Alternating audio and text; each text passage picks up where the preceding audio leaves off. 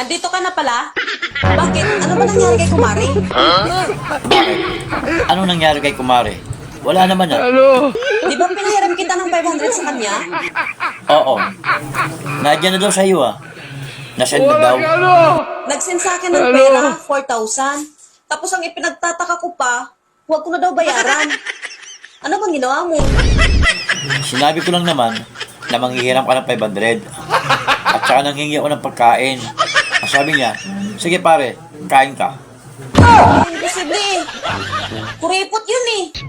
Pero bakit ibibigay niya lang ang 4,000? Sinabi ko lang naman na manghihiram ka ng 500. Tapos, nanghingi ako ng pagkain. Bigla akong naalala na sinabi mo na kung anong nakain siya ng mesa, yun ang kakainin. Eh, siya lang ang nakita ko nakain. Siya lang ang nasa lamesa. Kaya, siya kinain ko. Sana all. Nakakahiya naman kasi kapag mamimili ka pa ng pagkain. Kasi, nakikikain ka na lang, di ba? Kaya pala hindi pa babayaran sa akin eh. Kararating mo pa nga lang. Nag-chat na sa akin. Kailan ka babalik doon? Sabi pa nga niya, pag hindi mo ko pababalikin doon, pababayaran sa'yo yung 4,000.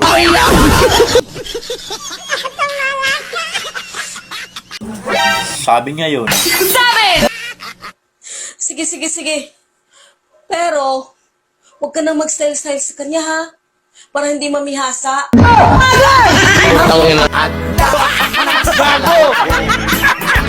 Permiti uyaw na.